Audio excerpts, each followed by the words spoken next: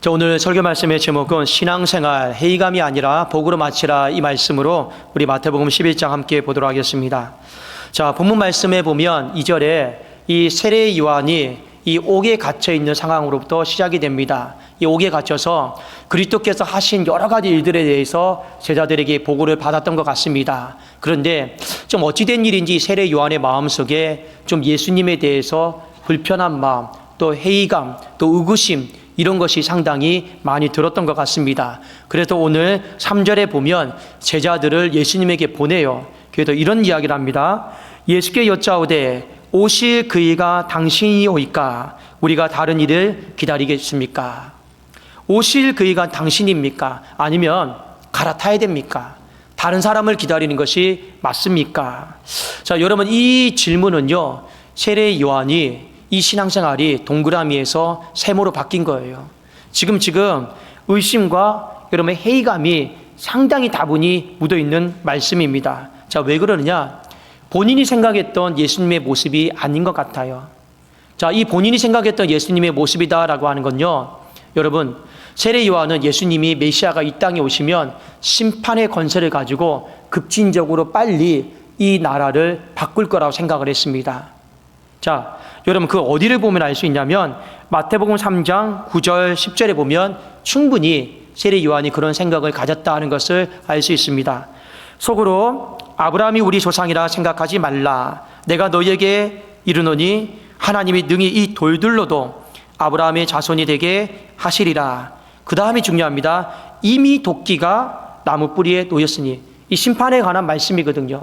근데 도끼가 놓일 것도 아니고 이미 놓였다. 그러니까 이 세례 요한의 마음속에는 자, 어떤 마음이 많이 있습니까? 메시아가 오면 심판을 급진적으로 해서 이 나라를 바꿀 거다. 이런 기대감이 있었던 것 같습니다. 자, 그래서 좋은 열매를 맺지 아니하는 나무마다 찍혀 불에 던져질 것이다. 자, 이게 세례 요한이 메시아를 향한 생각이었습니다. 자, 그런데 예수님이 실제로 지금 마태복음 11장이거든요. 이 땅에 오셔서 예수님은 심판을 가지고 또 급진적으로 어떤 나라를 만들지 않았어요. 오히려 어떠냐? 사랑으로, 온유함으로 여러분 천천히 예수님은 하실 일만 했단 말입니다. 근데 그게 세례 요한의 입장에서는 잘 이해가 안 됐어요. 그게 내가 메시아를 잘못 기다렸나? 내가 세례를 잘못 줬나? 자, 이런 좀 의구심이 세례 요한에게 좀 있었던 것 같습니다. 자, 이때 예수님께서 이 세례 요한의 제자들에게 5절의 말씀을 하셨습니다. 자, 성경에서 이것이 메시아의 사역이다라고 했고, 나는 성경의 근거에서 이 사역을 그대로 감당했다. 자, 마태복음 11장 5절. 맹인이 보고 못 걷는 사람이 걷고 나병한 자가 깨끗해지고 못 듣는 자가 듣고 죽은 자가 살아나고 가난한 자에게 복음이 전파된다. 이 지금 6개의 표적이 지금 예수님이 하신 일이거든요. 근데 이 표적이 이사야서 말씀에 보면 이미 수천 년 전에 이 메시아가 오셔서 이 일을 할 거다라는 게 이사야서 말씀에 그대로 다 있단 말입니다. 그러니까 뭐예요? 나는 내 임의로 어떤 일을 한 것도 아니고 하나님이 시킨 대로 성경에 근거해서 나는 메시아의 사역을 감당했다. 그러므로 이 메시아됨에 대해서 의심할 필요가 없다라는 거예요. 제가 한번 이사야서 35장 4, 5, 6절 한번 읽어드릴게요. 겁내는 자들에게 이르기를 굳세어라. 두려워하지 말라. 보라, 너희 하나님이 오사 보복하시며 갚아주실 것이라. 하나님이 오사. 이게 여러분 메시아가 오시는 것에 대한 이야기거든요. 근데 여기 앞에 보면 뭐라 되어 있습니까? 하나님이 오셔서 보복하시고 갚아줄 거라 되어 있죠. 그러니까 이 문장만 딱 들으면 아, 심판하시고 하나님이 다 갈아엎어 주시는구나, 이렇게 생각할 수 있습니다. 자, 그런데 하나님이 오셔서, 메시아가 오셔서 어떻게 하시느냐? 여러분 5절과 6절에 보면 그때 맹인의 눈이 밝을 것이고 못 듣는 사람의 귀가 열릴 것이고 그때 저는 자는 사슴같이 들 것이며 말 못하는 자의 혀는 노래하리니 이는 광야에서 물이 솟겠고 사막에서 시내가 흐를 것이라. 그러니까 예수님이 하나님께도 요구하시는 이 메시아의 사역을 다 그대로 감당하셨어요. 그럼 누가 잘못한 거예요? 세례 요한이 잘못 생각한 거예요. 여러분, 신앙생활은 항상 제가 누차 말씀드립니다. 내 생각과 내 방법과 내 기준대로 하는 게 아니에요. 신앙생활은 성경에 근거해서 여러분들이 움직이는 것이 맞는 줄로 믿습니다. 이걸 잊어버리면 안 돼요. 목사도 내 마음대로 하는 게 아니에요. 가장 큰 법이 뭡니까? 성경에 근거해서 여러분 목회해야 돼요. 우리 성도님들도 다 마찬가지입니다. 내가 어떤 생각하는 그리스도상, 내가 생각하는 신앙상, 이것 따라서 여러분 신앙 만들어가는 거 아니에요. 이미 하나님께서 성경을 통해서 어떠한 모습으로 만들어가야 될지 청사진은 다 보여줬습니다. 거기에 내가 헌신하고 거기에 내 생각을 맞추는 것, 그것이 여러분 신앙생활이다. 이것을 잊어버리시면 안 됩니다. 자, 그런데 이게 안 되니까 오늘 세례 요한이 동그라미에서 세모로 돼버린 거예요. 이거는 성경이 이걸 뭐라고 얘기했느냐? 마태복음 11장 6절 한번 띄워주시겠습니까? 자, 같이 한번 읽어봅시다. 시작. 누구든지 나로 말미암아 실족하지 아니하는 자는 복이 있도다 하시니라. 자, 이 말씀의 뜻은 신앙생활 하다가 미끄러지지 말라라는 겁니다. 미끄러지지 말라라는 거예요. 뭐 때문에요? 회의감에, 또 실망감에, 또 여러분 서운한 마음 때문에 미끄러지지 말라라는 거예요. 여러분, 제가 방금 서운한 마음을 이야기를 했습니다. 세례 요한이 서운해요. 왠지 아십니까? 예수님과 혈족이에요. 친족입니다. 그렇죠? 6개월 먼저 나서 서로 복중에서 태중에서 서로 기뻐하고 막 이런 구절들이 누가복음에 다 나오잖아요.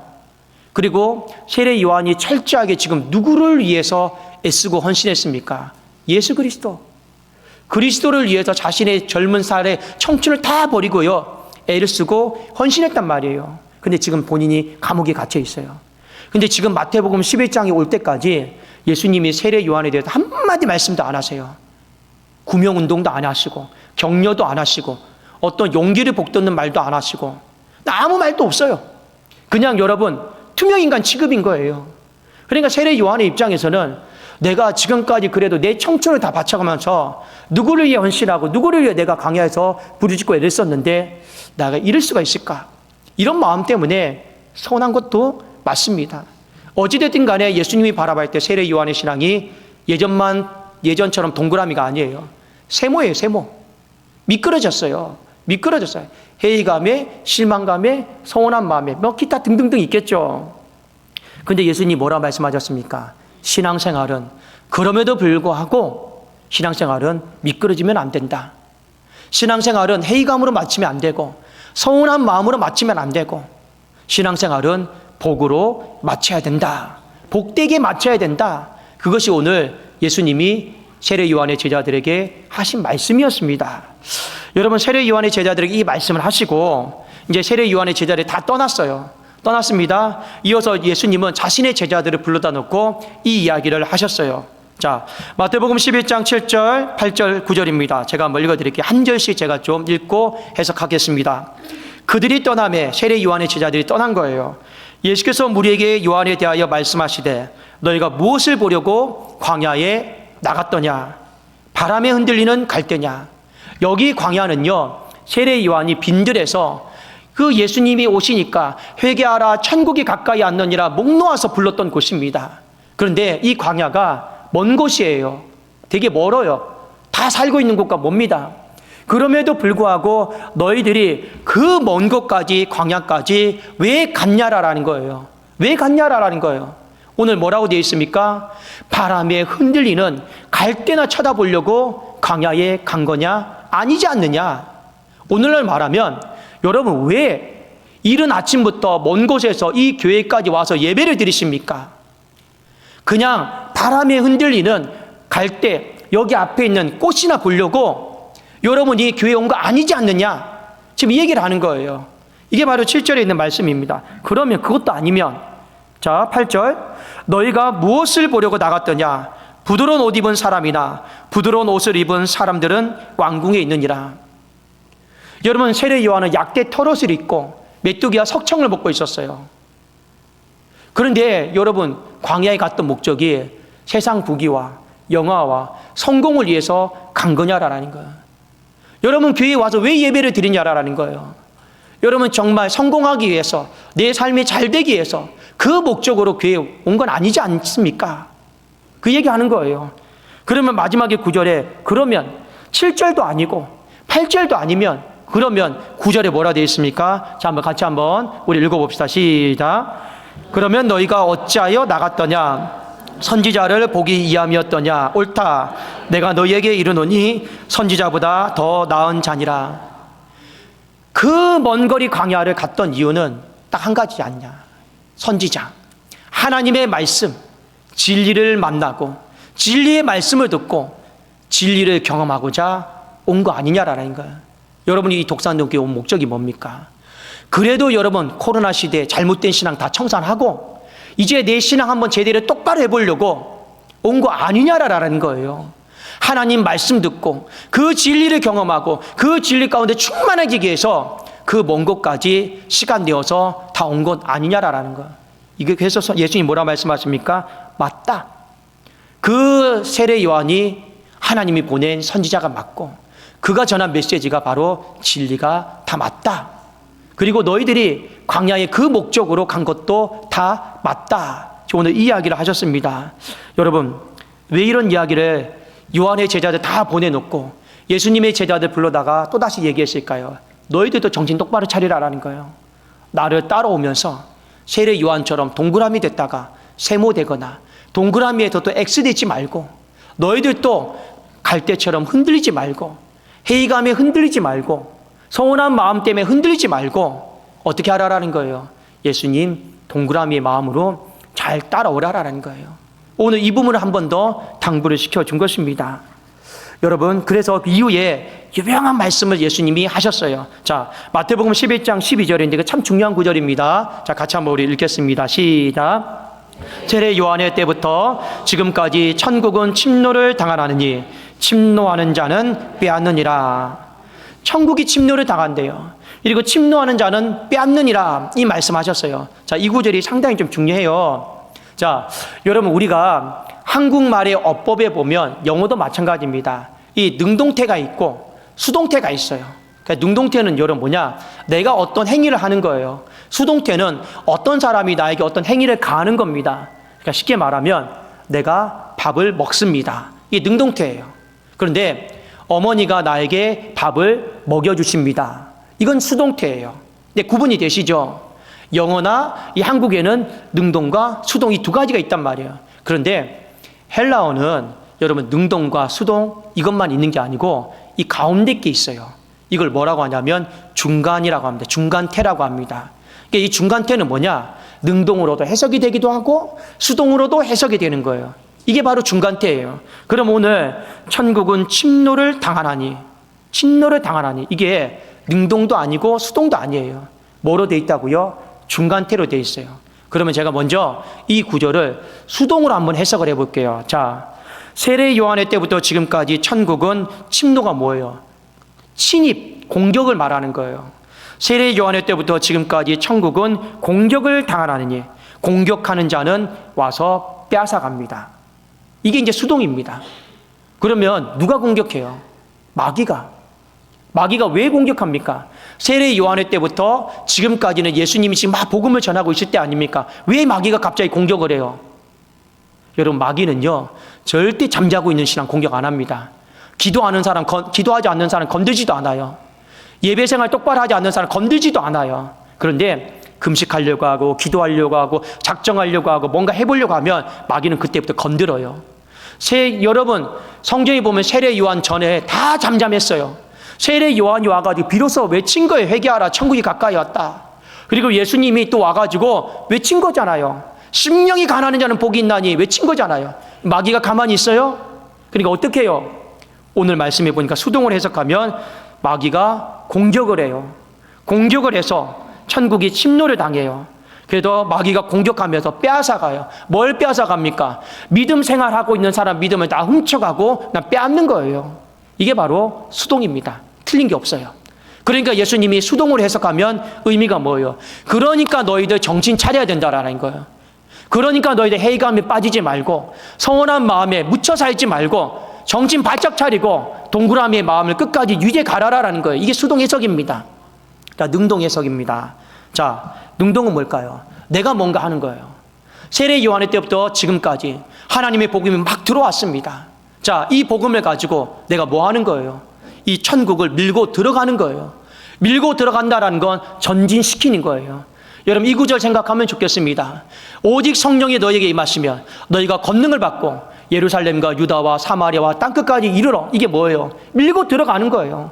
전진해 나가는 거예요. 누가요? 복음을 들은 사람들이. 복음을 들은 사람들이 이 말씀을 듣고 저 열방을 향해서 계속해서 전진해 나가는 거예요. 그걸 뭐라고 하는 겁니까? 천국은 침노를 당한다. 밀고 들어간다. 그리고 밀고 들어가는 자는 상급을 얻느니라. 네, 이 얘기입니다.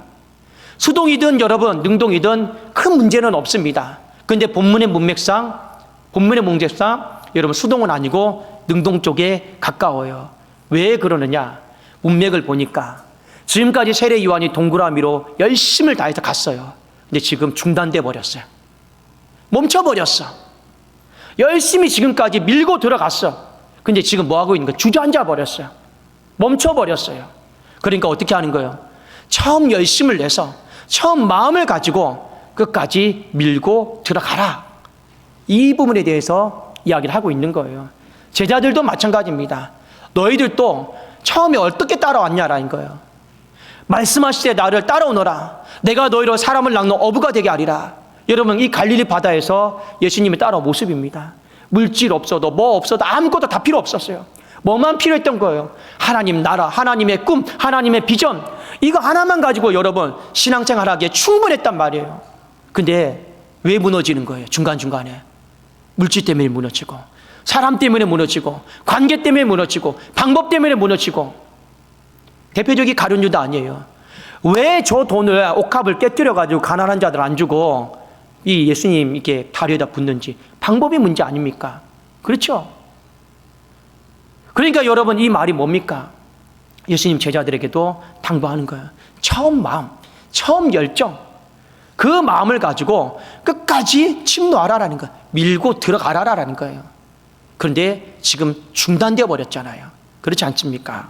그래도 여러분 누가복음 16장 16절에 보면 누가는 이 문구를 능동으로 적었어요.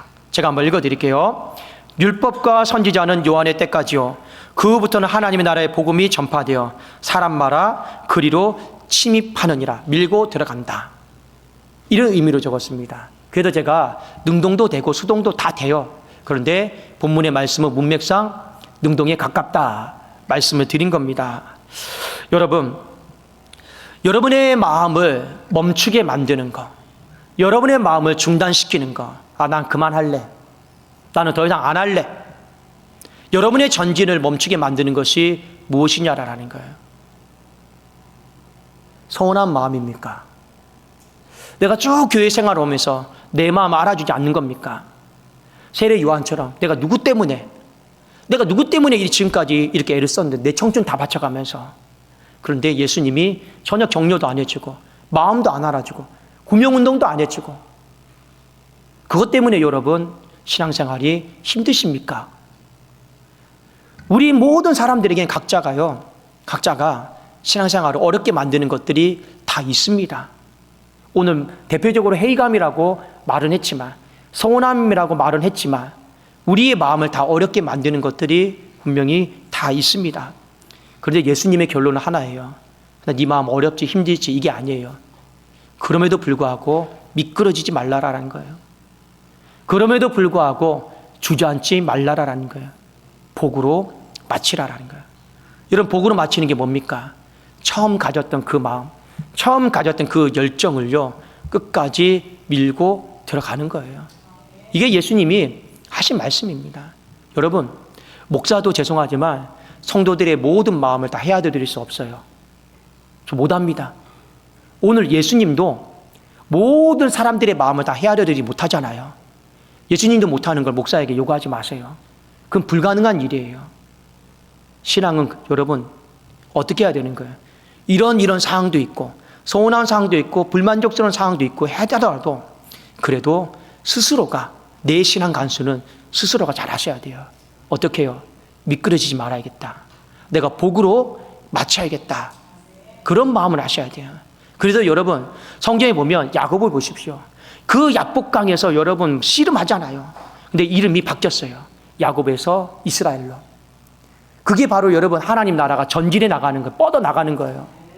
아브라함을 보세요. 아브라함에서 아브라함으로 바뀌었죠. 아브라함이 뭐예요? 아브라함. 이거 그냥 무리의 아버지예요. 아브라함은 뭐예요? 열국의 아버지로 하나님 나라가 전진하고 뻗어나간 거예요. 사례도 마찬가지고 사라도 마찬가지고, 하나님은 그 이미 구약시대 이름들을 통해서 하나님 나라의 전진에 대해서 말씀하신 거예요. 너 아브라함으로 부름을 받았지만 평생 아브라함으로 살기를 원치 않습니다. 사례가 뭐예요? 불임한 여인 아니에요. 또 사례로 부름을 받았지만 사라로 많은 열국의 어머니로, 생육하고 번성하는 어머니로 하나님은 그 딸이 전진해 나가기를 원하시는 거예요. 이것이 오늘 천국은 침노한다라는 건데, 지금 이 동그라미 잘 굴러가다가 잘 전진하다가 세모로 바뀌고, 이 세모가 나중에 뭐로 바뀌어요? 가룟유다처럼 X로 바뀌어버린 사람들이 태반이더라라는 거예요. 그래도 오늘 누구든지 나로 말미암아 실족하지 않는 자는 복이 있다. 신앙생활 하려면 똑바로 하라라는 거예요. 여러분, 복으로 마치라라는 거, 처음 마음, 처음 열정을 가지고 마치라, 오늘 이 말씀을 하셨습니다.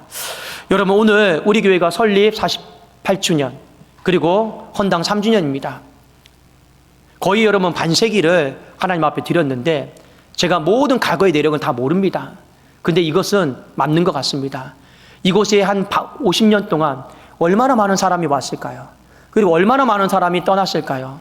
물론 여러분, 자연적인 요인으로 어쩔 수 없이 구조적인 문제로 들어오고 떠나신 분도 계시겠지만, 아마 절반은 오늘 말씀에 다 걸릴 거예요. 회의감 때문에, 서운함 때문에, 실족한 것 때문에 미끄러져서 떠나신 분들도 상당히 많을 것입니다. 여러분, 교회 안에 미끄러지는 사람이 많으면 교회는요, 빈자리만 늘어요. 미끄러지는 사람들이 많으면 교회는 더 이상 전진하지를 못합니다. 미끄러지는 사람이 많으면 마귀가 와서 여러분 침노해요. 마귀가 와서 공격해서 다 훔쳐가 버립니다. 반면에 여러분, 정말 내 안에 처음 열정과 처음 마음을 가진 이 동그라미가 많잖아요. 그러면 교회는 부흥하고 채워지고 전진해 나가는 거예요. 그리고 여러분, 이 교회는 하나님 나라, 아브라함으로 끝나는 게 아니라 아브라함으로, 야곱으로 끝나는 것이 아니라 이스라엘로 바뀌게 되는 것이죠. 여러분, 오늘 이 시간에 또 이 말씀을 들으면서 내가 어떻게 신앙생활을 해야 될 것인가, 다시 한번 여러분의 마음에 좀 다짐과 결단이 좀 있었으면 좋겠습니다. 여러분, 무엇을 보려고 강야에 오셨습니까? 무엇 때문에 교회에 오셨습니까? 흔들리는 갈대나 이런 꽃 보려고 온 거 아니잖아요. 틀이 보려고 온 것도 아니잖아요. 그것도 아니면 여러분, 성공하려고 신앙생활 하는 것도 아니잖아요. 그러면 여러분, 무엇 때문에 그 시간을 내어서 찬바람 맞아가면서 교회에 오셨냐라는 거, 신앙생활 하시느냐라는 거예요. 그 목적을 잃어버리지 마시라라는 거예요. 다른 게 아닙니다. 신앙생활이에요. 진리를 만나고 진리 안에서 내가 자유롭게 되고 진리 안에 내가 충만하고 그 진리 속에서 내 인생이 열매를 맺고 성숙하기 위해서, 여러분, 우리 다 그렇게 있는 것 아니냐라는 거예요. 저도 목회를 하다 보면 힘든 일들이 많아요. 서운한 마음도 있고요, 회의감도 있고요. 참 내가 여기 계속해야 되나, 뭐 이런 생각이 들 때도 있죠. 그런데요, 거기에 개의치 않습니다. 그런 생각이 들 때마다 항상 내가 왜 이곳에 부름을 받았을까? 내가 왜 강야에 먼 거리까지 내가 나갔을까? 그것만 딱 생각해요. 그리고 그 흔들리는 마음 빨리 가지치게 해버립니다. 근데 정리해버려요. 그렇지 않습니까? 우리는 주님 오시는 날까지 이 싸움을 하셔야 되는 거예요. 그것이 여러분에게 천국은 침노하는 자의 모습이고, 그것이 여러분들에게 정말로 이 세상이 마귀에게 빼앗기지 않고, 이 교회가 마귀에게 빼앗기지 않고, 여러분의 신앙이 마귀에게 빼앗기지 않고, 여러분 점점 밀고 들어가면서 하나님 나라를 세워가는 참된 모습이 아니겠냐라는 거예요. 사랑하는 여러분, 꼭 기억하십시오. 여러분의 신앙생활이 부디 미끄러지지 마시고 복으로 다른 게 아닙니다. 처음 마음으로, 처음 열정으로 잘 맞춰줄 수 있기를 주님의 이름으로 축원합니다. 기도하겠습니다. 살아계신 하나님 아버지,